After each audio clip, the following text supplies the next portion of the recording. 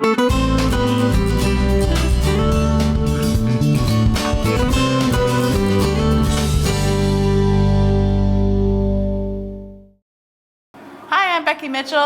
at the Becker County Museum with the Museum Roadshow today, and joining me is our event and program lead, Layne Clear. Hi. Hello.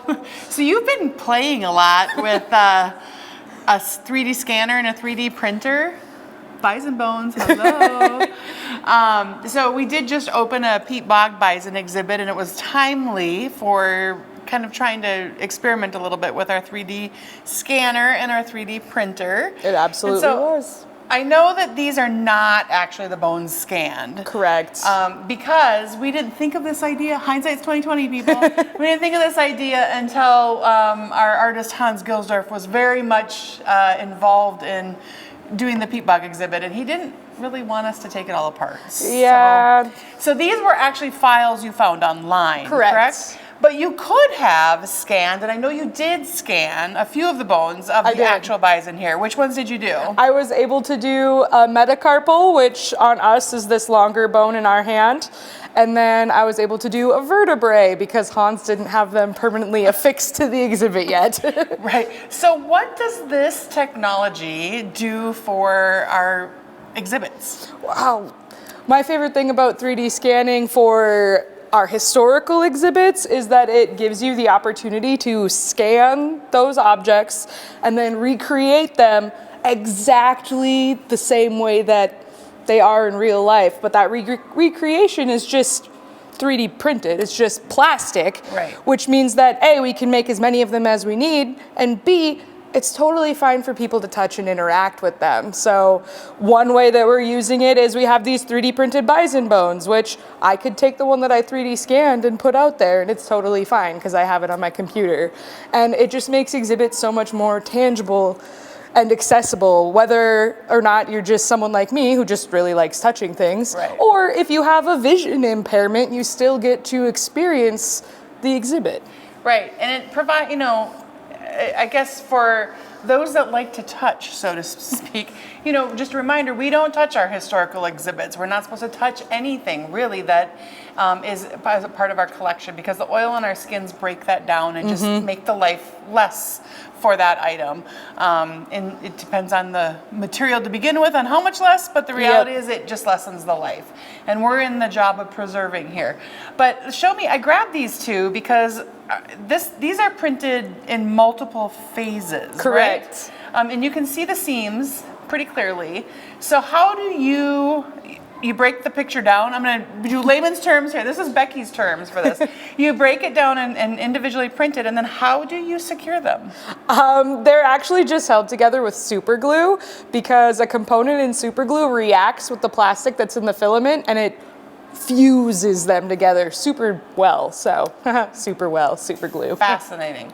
Okay, so let's go back to the scanner. Okay. Show us what a scanner does, and I'm going to go set these down, but you go ahead and explain how to do the scanner and kind of how that started to turn the minds of us at the Becker County Museum. Sounds good. So this is our 3D scanner. It's nothing crazy big. If you've ever held a Nintendo Switch, it feels exactly like you're holding a Nintendo Switch.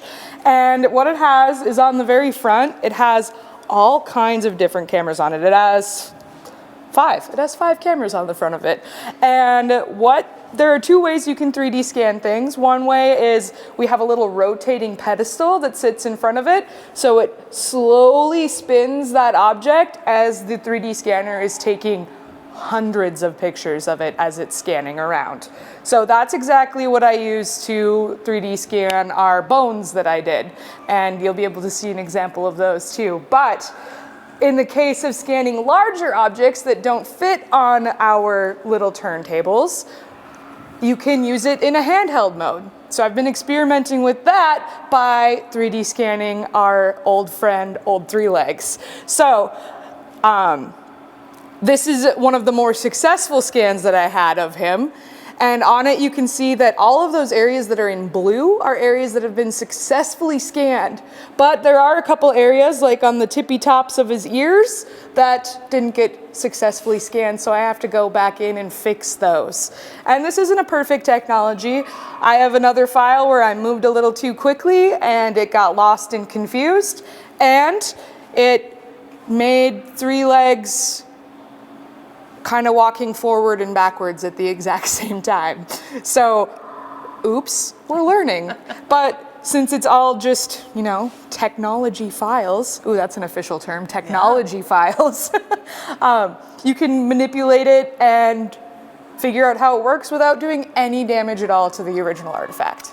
So, and then you can take that file, and I know our 3D printer was going and now is not going, but you can then 3D print here at the museum as well. So let's say I have something broke on my washing machine at home, and it's a plastic piece, or it could be a plastic piece. Theoretically, could I come in and have the museum help scan that and get that printed for us? Absolutely. There's 2 different ways we could go about it. First, we could see if somebody else in the world has had the same exact problem as you.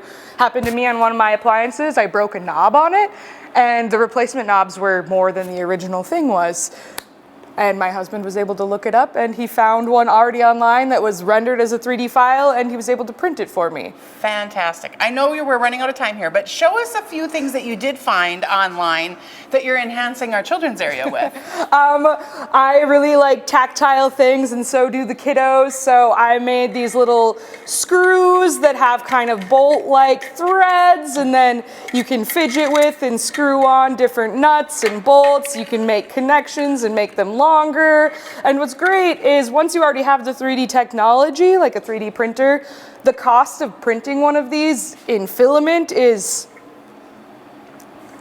probably $1 or less in filament here, which is great because the Children's Center sees a lot of action. It sure does. So stay tuned. We're hoping to, of course, have our maker spaces start to open up as we move into late summer and early fall. I know we're thinking quite a ways ahead here, but gosh, time goes quickly, you guys. It does. But in the meantime, if you want to check out how to 3D print, 3D scan, you can certainly set up an appointment at the Becker County Museum, and we'd be happy to help you. Absolutely.